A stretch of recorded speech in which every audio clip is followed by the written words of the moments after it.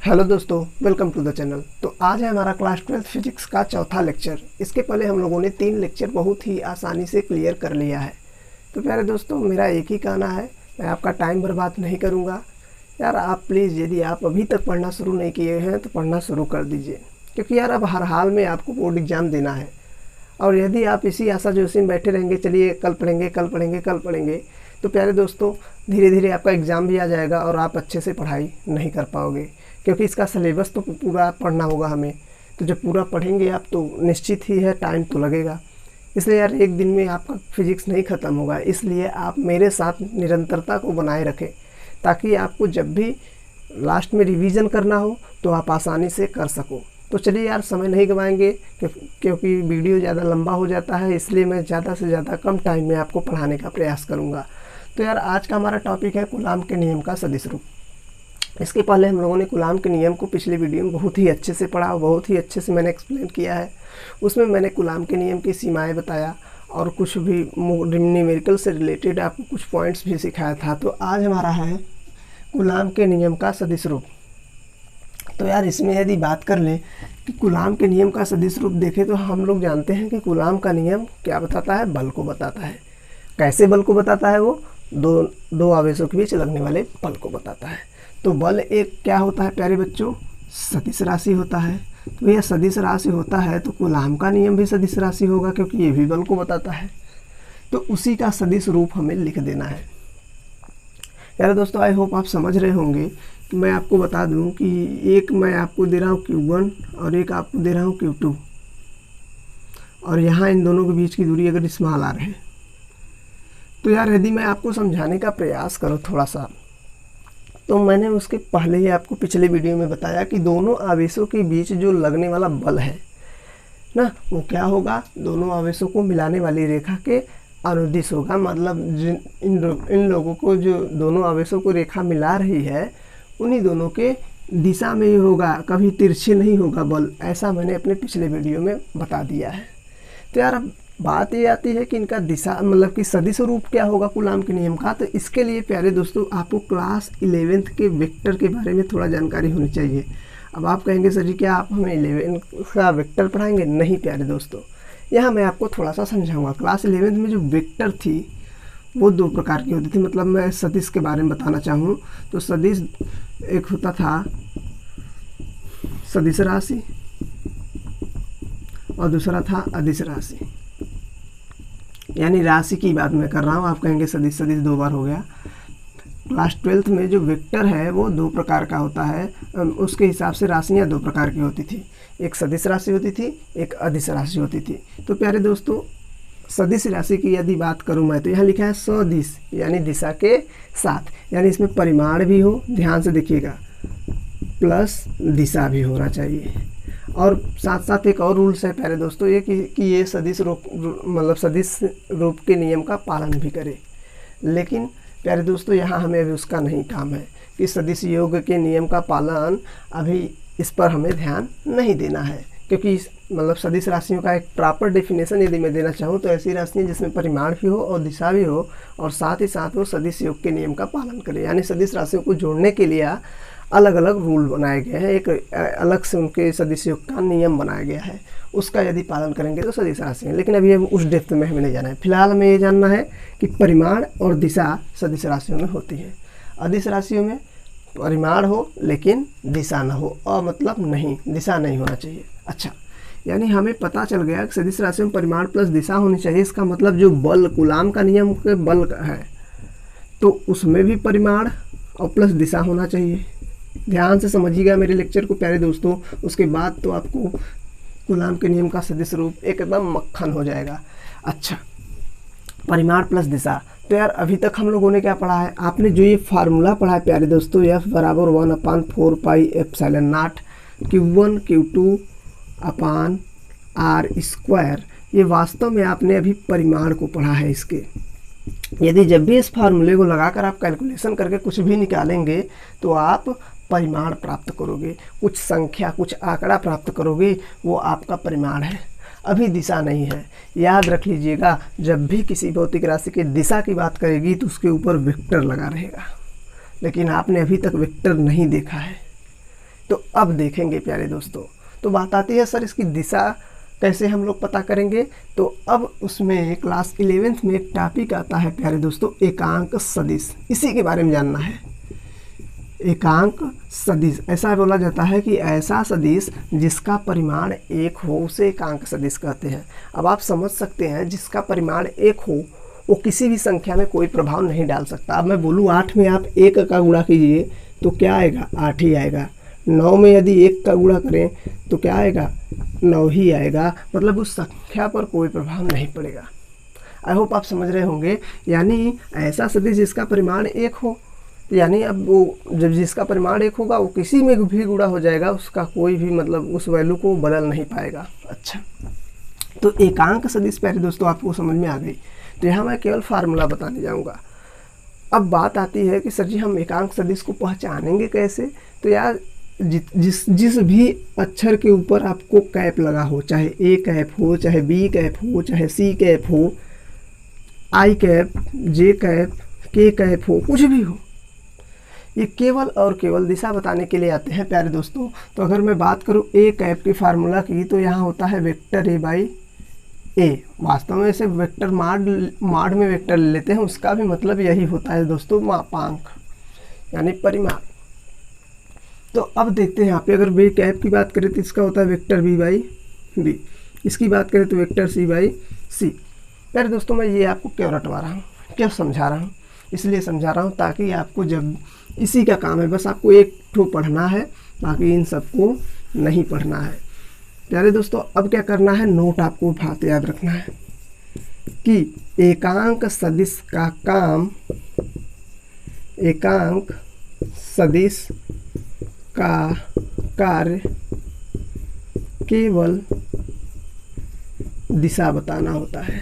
क्या होता है, दिशा बताना होता है। प्यारे दोस्तों यदि आप मेरा लेक्चर सीक्वेंस से देख रहे होंगे तो आपको पता चल गया होगा मैंने ये चीज़ें क्यों लिखा है। ये चीज़ें आपको केवल समझाने के लिए थी, आप इसको चाहो तो रफ कार्य में नोट कर सकते हो। यहाँ वाली पॉइंट मुख्य बात है, एकांक सदिश का कार्य केवल दिशा बताना होता है। इसका मतलब प्यारे दोस्तों ये जो परिमाण है इसमें अगर हम एकांक सदिश का गुणा कर दें तो इसमें दिशा आ जाएगा, और दिशा आ जाएगा तो ये सदिश रूप में हो जाएगा। प्यारे दोस्तों आई होप आप समझ रहे होंगे। अब ध्यान से देखिएगा मेरी बात को।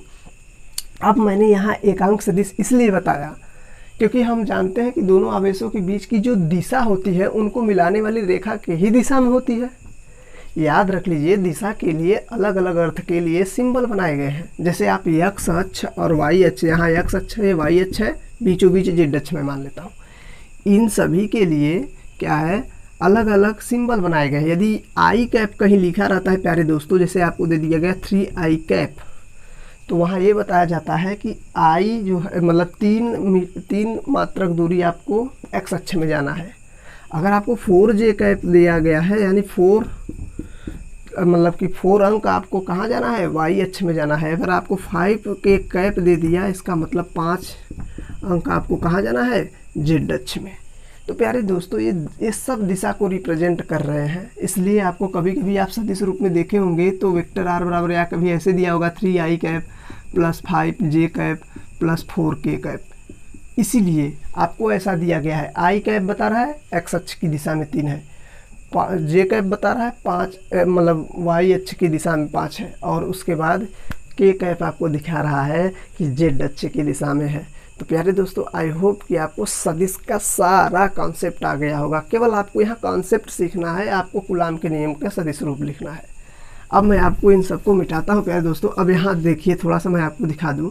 अभी तक अब मैं यहाँ क्या लिख रहा हूँ, जहाँ ए कैप क्या है जानते हैं आप, वेक्टर ए क्या है ये भी आप जान गए हैं, ए क्या है। अब मैं लिख दे रहा हूँ, ए कैप है आपका एकांक सदिश, ए कैप है एकांक सदिश, वेक्टर ए है सदिश रूप, किसका सदिश रूप, वेक्टर ए का सदिश रूप, और उसके बाद प्यारे दोस्तों स्मॉल ए जो है वो परिमाण है।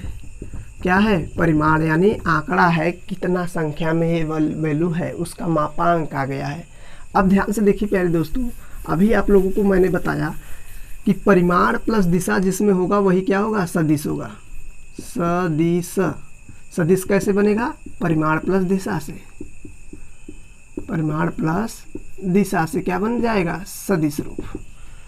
तो अब आप ध्यान से देखिए, अगर मैं इसका इधर गुणा कर दूं तो क्या हो जाएगा? a इंटू ए कैप बराबर वेक्टर a। अब ध्यान से देखिए, ये क्या है? सदिश रूप है, ये क्या है? परिमाण है, और a कैप क्या है?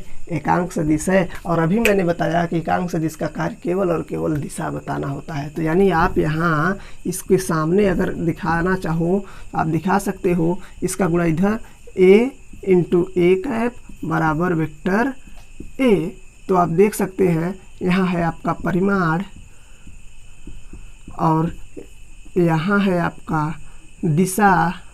अब प्लस मैं इसलिए लगा रहा हूँ क्योंकि मतलब इसके साथ साथ दिशा है, ये मत सोचिएगा, बराबर सदिश रूप। आई होप आपको अब अच्छे से समझ में आ गया होगा। तो यहाँ आपको केवल ये जानना है कि एकांक सदिश क्या है। एकांक सदिश का काम केवल और केवल दिशा बताना होता है। उसके बाद प्यारे दोस्तों, दोनों आवेशों के बीच लगने वाले बल की दिशा किधर होती है? उनको मिलाने वाली रेखा की दिशा में, बस।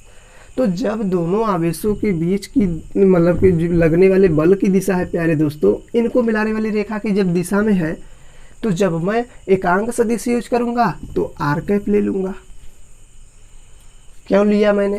क्योंकि अभी मैंने बताया अलग अलग मतलब कि लाइन के लिए या अर्थ के लिए अलग अलग सिंबल बनाए गए हैं। जैसे एक्स अक्ष के लिए आई कैप, वाई अक्ष के लिए जे कैप, जेड अक्ष के लिए के कैप, उसी प्रकार दोनों आवेशों के बीच की दूरी के लिए आर कैप, क्योंकि उनके बीच लगने वाली बल की जो दिशा है वो दूरी के ही दिशा में है। तो दूरी के लिए दूरी की दिशा में है, तो उनको रिप्रेजेंट करने के लिए एकांक सदिश रूप में कौन आएगा? यही आएगा, दूरी। तो चलिए, आई होप आप समझ रहे होंगे। अब मैं इसको, आप इसका स्क्रीनशॉट लीजिए, तब मैं आपको ले चलता हूँ इसके सदिश रूप पर। चलिए दोस्तों, आई होप आपने इसका स्क्रीनशॉट ले लिया होगा। तो अब मैं आपको ले चलता हूँ कूलाम के नियम के सदिश रूप पर। मैं इसे नहीं मिटा रहा हूँ प्यारे दोस्तों, क्योंकि इसे मिटा दूंगा तो आपको कुछ कन्फ्यूजन उत्पन्न होने लगेगा। मैं यहाँ से चीज़ों को बताना शुरू कर रहा हूँ। मान लेते हैं हमारा एक आवेश Q1 है जिनके बीच की दूरी, दूसरा है Q2 और जिनके बीच की दूरी है स्मॉल r। अब प्यारे दोस्तों, हमें करना क्या है कि जब भी देखिए, आपको जब बोर्ड एग्जाम में पूछा जाएगा, आपसे केवल यही पूछा जाएगा कूलाम के नियम का सदिश रूप लिखिए। अन्यथा कई किताबों में दिया कैसे जाता है मैं आपको समझा दूं।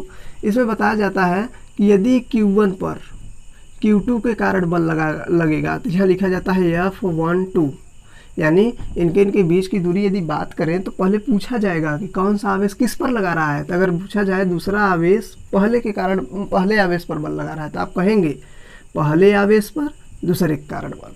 तो आप निकालोगे वहाँ 1/4 pi epsilon not Q1 Q2 upon R12 का स्क्वायर, क्योंकि अभी आप इधर से लिए हैं। जब आप कहेंगे मतलब Q2 पर Q1 के कारण बल, तब आप इधर की बात करेंगे। तो आप यहाँ जब F21 निकालोगे तो यहाँ भी 1/4 pi epsilon not Q1 Q2 upon R21 का स्क्वायर, ऐसे कई किताबों में आपको देता है।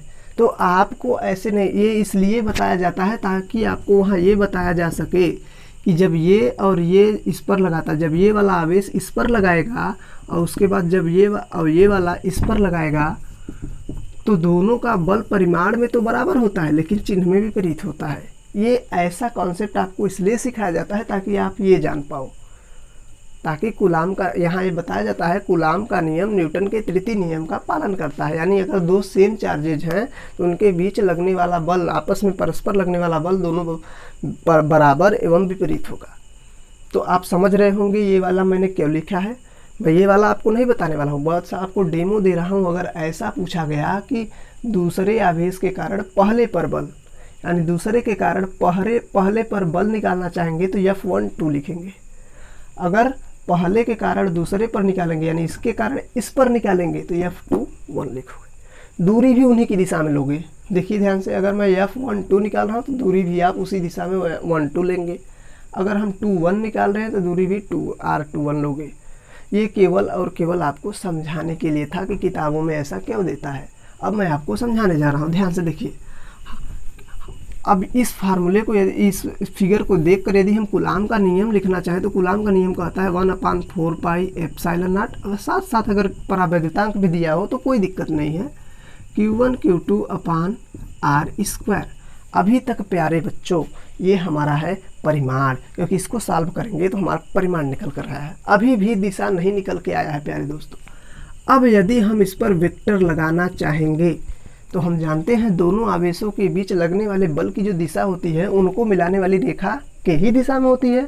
तो उनको मिलाने वाली रेखा को हम कैसा प्रदर्शित करते हैं, आर से। तो उसकी दिशा को कैसे प्रदर्शित करेंगे, आर कैप से। तो यहाँ लिखेंगे 1/4 pi epsilon not Q1 Q2 upon R square into R cap. अब देखिए ये परिमाण है और ये है आपका दिशा, क्योंकि अभी मैंने नीचे बताया था प्यारे दोस्तों कि एकांक सदिश का कार्य केवल और केवल दिशा बताना होता है। अब ध्यान से देखिए, वेक्टर F बराबर 1/4 pi epsilon not Q1 Q2 upon R square. अब ध्यान से देखिए दोस्तों, यहाँ ए कैप है तो वेक्टर ए बाई ए, यहाँ आर कैप है तो क्या हो जाएगा, वेक्टर आर बाई आर। तो वेक्टर F बराबर 1 यहाँ आप के लिख लीजिएगा, नहीं कहेंगे सर जी के बताकर छोड़ दिए, 4 पाई एप्सिलॉन नॉट के Q1 Q2 अपान। अब ध्यान से देखिए आर स्क्वायर है 1 है, अब क्या हो जाएगा यहाँ आर क्यू हो जाएगा, उसके बाद यहाँ वेक्टर आर है। तो प्यारे दोस्तों ये हुआ इसका सदिश रूप। आई होप आपको ये सदिश रूप अच्छे से समझ में आया होगा। देखिए प्यारे दोस्तों, समझाने में 15-16 मिनट का लेक्चर लग गया, इसीलिए मैं आपको बताता हूँ प्यारे दोस्तों कि आप मेरे साथ तैयारी करते रहिए, क्योंकि वीडियो मैं कितना भी प्रयास करूँ लगातार मैं शुरू से ही समझा रहा हूँ, फिर भी देखिए इतना ज़्यादा चला गया केवल सदिश रूप लिखने के लिए।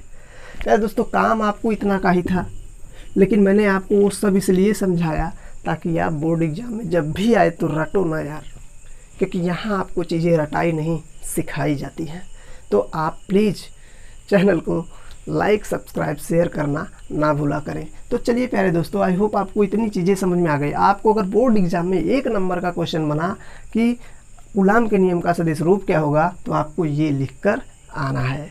चलिए प्यारे दोस्तों, अब आप इसका स्क्रीनशॉट लीजिए, तब हम आपको इसके आगे के टॉपिक को बताते हैं। तो दोस्तों अब हमारा अगला टॉपिक है बलों के लिए अध्यारोपण का सिद्धांत।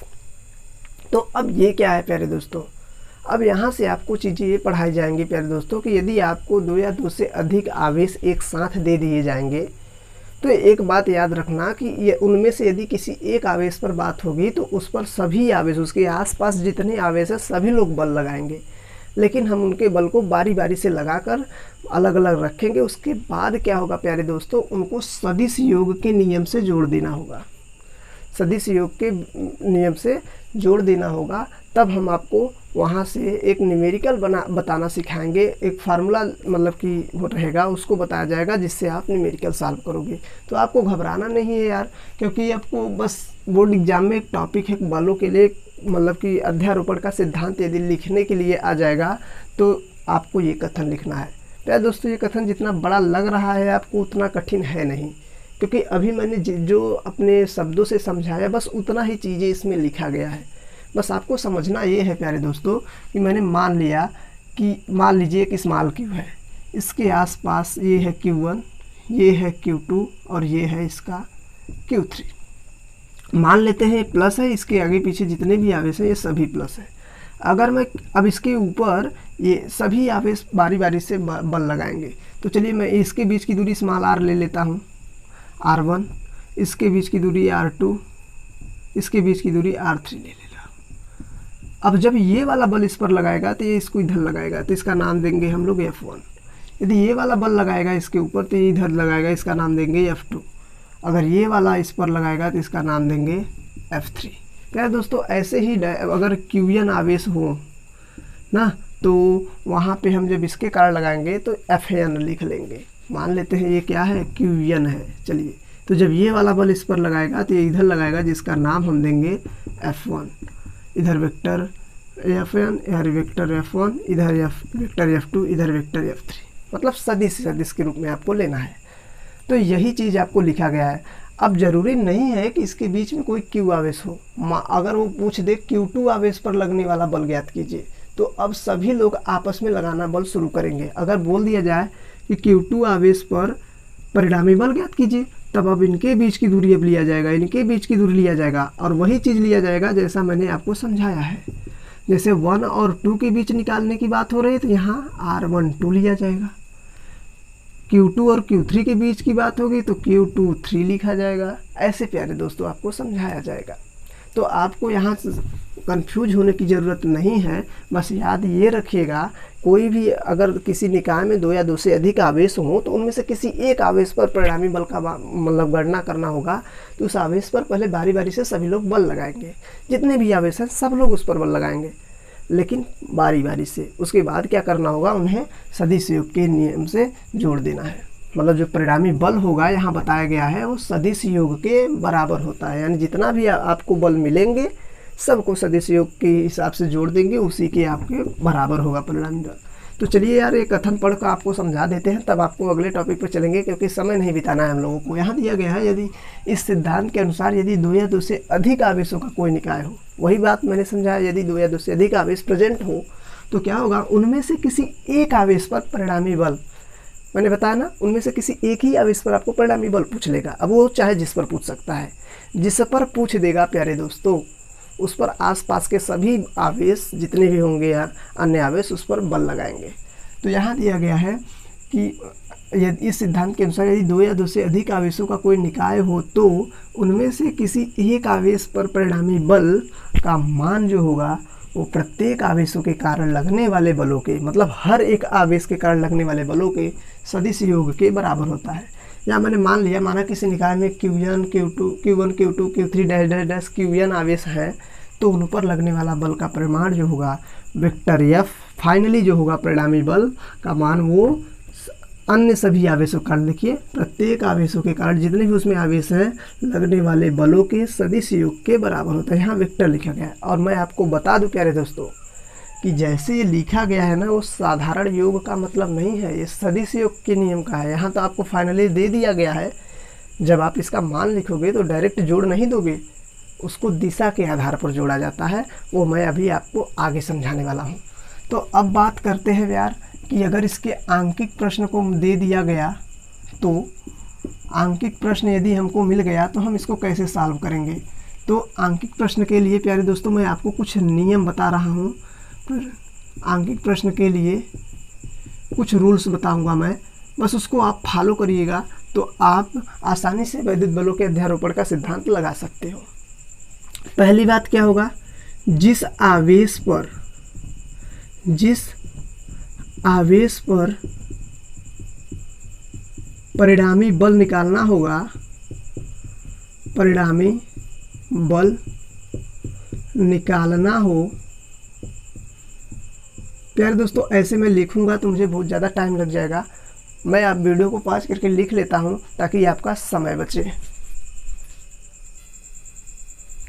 चलिए दोस्तों, तो मैंने यहाँ आपको लिख लिया है आंकिक प्रश्न के लिए क्या वो रूल्स हैं। तो आपको मैं बता दूं, अभी मैंने बताया मतलब हम ऐसे आवेश पर बल निकालेंगे जिसके आसपास बहुत से आवेश हों, तो उनमें से किसी एक पर जब निकालने की बात आएगा तो बोल रहा है जिस आवेश पर परिणामी बल निकालना हो उसे आप परीक्षण आवेश मानेंगे। अब परीक्षण आवेश क्या है सर, तो मैं आपको बता दूं, परीक्षण आवेश एक ऐसा आवेश है जिसका द्रव्यमान जो होता है, मास होता है, वो बिल्कुल नगण्य होता है, लेकिन वो पॉजिटिव प्रकृति का होता है। मतलब वो होता तो धनात्मक है, लेकिन उसके मास की बात करें तो मतलब उसका मास लगभग 0 आप मान सकते हो, उसका मास कुछ भी नहीं है। जैसे आप हल्का सा मतलब तिनका ले सकते हैं घास का जिसका कुछ द्रव्यमान न हो, वैसी बात हो रही है यहाँ। तो अब कह रहा है यह परीक्षण आवेश ही गति करेगा, शेष आवेश स्थिर रहेंगे। अच्छी सही बात है भाई, जो आवेश एकदम हल्का होगा वही ना उसे फूंक देंगे उड़ भी जाएगा, उसका बात हो रहा है। यह परीक्षण आवेश ही गति करेगा, शेष आवेश स्थिर रहेंगे। इसका मतलब यह है कि वो है तो पॉजिटिव, अगर उसके पास कोई पॉजिटिव रहेगा तो यही परीक्षण आवेश दूर भाग जाएगा, अगर उसके पास कोई निगेटिव लाएंगे तो यही परीक्षण आवेश उसकी ओर जाएगा। लेकिन जो आवेश जिसके कारण निकाल रहे हैं वो नहीं आएगा, जिस पर निकाल रहे हैं वही अपना स्थान छोड़कर दूर जाएगा, पास आएगा किसी के पास। अब यहाँ देखिए कह रहा है सभी आवेश परीक्षण आवेश पर बारी बारी से क्रिया करते हैं, मतलब उसके आसपास जितने भी आवेश हैं जिस पर आप निकाल रहे हैं तो सभी आवेश जो हैं उस पर बारी बारी से क्रिया करेंगे, लेकिन वो वाले आपस में नहीं करेंगे। जैसे मैं आपको समझा दूँ Q1 Q2 और Q3 ऐसे मैं दे दिया हूँ। यहाँ Q0 होता है परीक्षण आवेश को बोला जाता है। अब ध्यान से सुनिए, अगर मैं Q1 की बात करूँ तो ये इस पर ये लगाएगा, फिर उसके बाद ये लगाएगा, इसके बाद ये लगाएगा, लेकिन ये लोग आपस में नहीं क्रिया करेंगे। जब बोला जाएगा कि Q2 पर निकालिए तब ये आपस में निकालेंगे, ये आपस में निकालेगा, लेकिन ये तब ये और ये आपस में क्रिया नहीं करेंगे। देखिए बच्चों, कंफ्यूज नहीं होना है, मैं आपको यही बता रहा हूँ कि सभी आवेश परीक्षण आवेश पर बारी बारी से क्रिया करते हैं, परंतु आपस में कोई क्रिया नहीं करेंगे। ये आपस में नहीं करेंगे, जिस पर निकाला जा रहा है बस वही आपस में मिलेंगे। उसके बाद दो आवेशों के बीच लगने वाले बल की दिशा, यानी अगर इनके बीच की बात हो रही है, इनके बीच जो बल लगेगा उनकी दिशा आवेशों को मिलाने वाली रेखा के दिशा में ही होगा। यदि मैं इनकी बात करूं तो ये इनसे दूर भागेगा, तो देखिए इनको मिलाने वाली रेखा की दिशा में F1, अगर इनको मिलाने वाली रेखा की दिशा में F2 और इनको मिलाने वाली रेखा के दिशा में F3। आई होप आप समझ गए होंगे। तो प्यारे दोस्तों, मैं इसको मिटा रहा हूँ, आपको एक फार्मूला देता हूँ परिणामी बल का। अगर हम एक बार में, ध्यान से देखिए, दो ही बल निकाल ले रहे हैं F1 और F2, मतलब सदिश योग के नियम से हम दो ही बलों का परिणामी पहले निकाल पाएंगे एक बार में। तो देखिए, अगर हम F1 F2 का परिणामी पूछे या F2 F3 का परिणामी पूछ सकते हैं या F1 F3 का मतलब परिणामी बल पूछ सकते हैं। अब ये मैं क्या बता रहा हूँ प्यारे दोस्तों, तो यही मैं बता रहा हूँ, यदि हमें परिणामी बल निकालना होगा, परिणामी बल, तो हमें एक फार्मूले का यूज करना होगा। वो फार्मूला क्या है कि वेक्टर मतलब केवल F, क्योंकि ये परिमाण बता देगा, अंडर रूट में F1 square plus F2 square plus 2F1 F2 cos theta. प्यारे दोस्तों, यही फार्मूला है। अगर आपको F1 और F3 का परिणामी निकालना है तो आप लिखेंगे F1 square plus F3 square plus 2F1 F3 cos theta. cos theta, theta यहाँ क्या है प्यारे दोस्तों, जहाँ थीटा बराबर है दोनों आवेशों के बीच बल है, दोनों आवेशों के बीच का कोण है, कोण यानी वो कितने एंगल पे एक दूसरे से झुके हुए हैं। जैसे यहाँ की बात करूँ तो ये वाली थीटा, अगर मैं यहाँ की बात कर रहा हूँ तो F1 और F3 के बीच, मतलब अगर बल आपको ऐसे भी मिल सकता है, इधर है F1 इधर है F2, तो इनके बीच का बल क्या हुआ 90। अगर आपको यहाँ दिया गया F2, यहाँ दिया गया F1, तो इनके बीच का बल कुछ भी हो सकता है, तो वही मैंने यहाँ थीटा दिया है। तो यहाँ से हमें एक बात समझ में आया कि यदि आवेशों के बीच दो ठो बल हमें दे दिए जाएं तो उनका अगर परिणामी निकालना होगा तो हम क्या करेंगे, उन्हीं के बीच एक बल निकाल लेंगे, मतलब परिणामी बल निकालने का एक फार्मूला यूज कर लेंगे। अब बात आती है विशेष क्या है, विशेष क्या है जो हम डायरेक्ट सवाल लगाने में मतलब करेंगे। तो यहाँ क्या है, पहली बात ये है, यदि दोनों बल, एक बार में दो बलों का परिणामी निकाला जा रहा है, तो यदि दोनों बल एक ही दिशा में हो, तो प्यारे दोस्तों, यदि दोनों बल एक ही दिशा में हो जाते हैं तो याद रखिएगा थीटा की वैल्यू क्या हो जाती है 0 अंश। जब दो रेखाएं एक ही दिशा में हो जाए तो उनके बीच बनने वाला कोण कैसा होता है 0। अब यहाँ बात करें तो यहाँ देखिए, इस फार्मूले में हम रखने का प्रयास करेंगे, तो cos थीटा है, ये थीटा के स्थान पर क्या रखेंगे cos 0 अंश। जैसे ही cos 0 रखोगे, cos 0 की वैल्यू होती है 1, और इस फार्मूले में फिट करने का प्रयास करेंगे हम लोग। तो F बराबर अंडर रूट में F1 square plus F2 square plus 2F1 F2, और उस cos थीटा की जगह पे टोटल की वैल्यू क्या रख देंगे हम 1। जैसे ही आप देखोगे आपको एक फार्मूला दिख रहा होगा a square plus b square plus 2ab का। ध्यान से देखिए, अगर यहाँ F1 square plus F2 square plus 2F1 F2 देखें तो a प्लस b के होल स्क्वायर के रूप का है, तो यहाँ लिख सकते हैं F1 प्लस F2 का होल स्क्वायर, और फाइनली आप निकाल लोगे F बराबर F1 प्लस F2। यहाँ प्यारे दोस्तों ध्यान देने वाली बात यही है कि यदि दोनों बल एक ही दिशा में लग रहे होंगे तो सीधे सीधे दोनों बलों को हम लोग जोड़ देंगे। आई होप आपको ये समझ में आ गया होगा। आपने इसका भी स्क्रीनशॉट ले लिया होगा, तो आप इसका स्क्रीनशॉट ले लीजिए, तब मैं आपको दूसरा विशेष बताता हूँ। आई होप आपने स्क्रीनशॉट ले लिया होगा। अब मैं आगे बढ़ता हूँ। प्यारे दोस्तों, ऑनलाइन स्टडी करना इतना आसान नहीं होता है, आपको मन लगाकर पढ़ना होता है, क्योंकि जैसे ही नोटिफिकेशन आया आप दूसरे ऐप मतलब एप्लीकेशन पर पहुंच सकते हो। अब यहाँ देखिए दूसरा बात क्या है कि यदि दोनों बल एक दूसरे के लंबवत हों तो क्या होगा प्यारे दोस्तों, जब ये दोनों बल एक दूसरे के लंबवत होंगे तो उनके बीच का कोण होगा 90 डिग्री, और कास 90 अंश का होता है वैल्यू, यानी कास थीटा है यहाँ पे, तो कास थीटा की जगह पे क्या लिखेंगे 90 अंश, 90 की जगह पे होता है कास 90 के मान होता है 0। क्या दोस्तों मैं इस फार्मूले को नज़र में रखते हुए कर रहा हूँ, जैसे ही कास थीटा की वैल्यू 0 हो गई तो इसमें की पूरी की वैल्यू 0 होगी, तो यहाँ हम लिखेंगे f बराबर अंडर रूट में f1 square plus f2 square. अब यहाँ ये वाली बात ध्यान देने योग्य होगी, जब दोनों बलों के बीच का कोण 0 होगा यानी दोनों बल एक ही दिशा में होंगे तो सीधे सीधे जुड़ेंगे। ये दोनों बल एक दूसरे के लंबवत हैं, F1 इधर है F2 ऊपर है, तो उनका परिणामी बल ऐसे निकलेगा। तीसरी बात जान लेते हैं प्यारे दोस्तों, यदि दोनों बल परस्पर विपरीत हों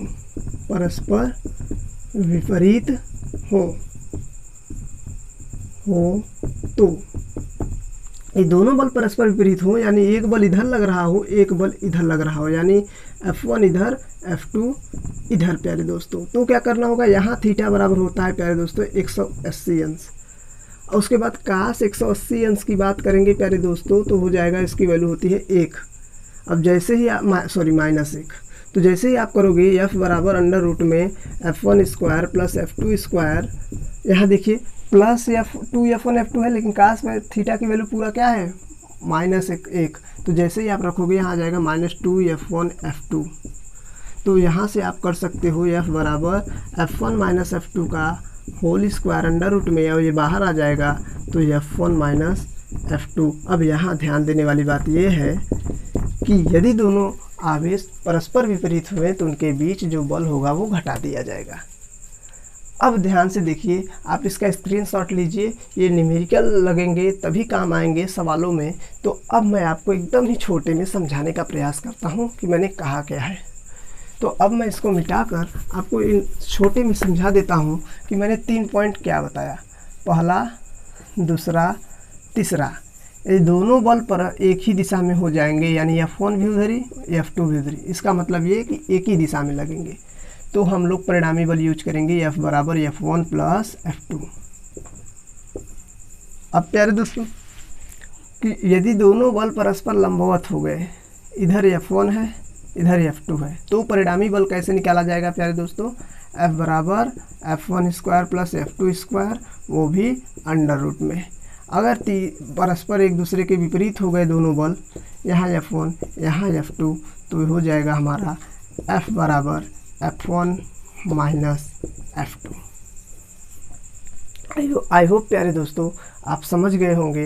तो वीडियो ज़्यादा लंबा हो गया है, अब हम वीडियो को समाप्त करेंगे। तो समाप्त दोस्तों एक क्वेश्चन के साथ करते हैं। तो आपको मैं एक क्वेश्चन दे रहा हूँ, आप लोग सॉल्व कीजिएगा कि 1 + 6 माइक्रोकूलाम है, 1 + 4 माइक्रोकूलाम है। +4 क्या प्यारे दोस्तों, मैं -4 दे रहा हूँ, और इन दोनों के बीच की दूरी क्या है, 2 मीटर है। लगाइएगा सवाल, अगर नहीं आएगा तो मैं अगले लेक्चर में आपको बता दूंगा। इनके मध्य बिंदु पर एक -2 माइक्रोकूलाम का आवेश रखा गया है प्यारे दोस्तों। तो इसी -2 माइक्रोकूलाम के आवेश पर आपको परिणामी बल ज्ञात करना है। क्या करना है, -2 माइक्रोकूलाम पर परिणामी बल ज्ञात करें। परिणामी बल ज्ञात कीजिए। आपको ये क्वेश्चन सॉल्व करना है। अगर इसका आंसर आ जाए प्यारे दोस्तों तो कमेंट बॉक्स में ज़रूर लिखिएगा। तो आई होप आपको ये लेक्चर समझ में आया होगा। यार मैंने अपना पूरा प्रयास हर वीडियो में किया है ताकि मैं आपको अच्छे से समझा पाऊँ, और वही प्रयास मैंने इसमें भी किया है ताकि आपको एक एक टॉपिक में एक एक लाइन में कहीं कन्फ्यूजन ना हो। तो प्लीज़ अपने हैंड रिटन नोट्स को ज़रूर बनाइएगा, और चैनल को लाइक, सब्सक्राइब, शेयर करना ना भूलें। तो पढ़ाई करते रहें। All the very best.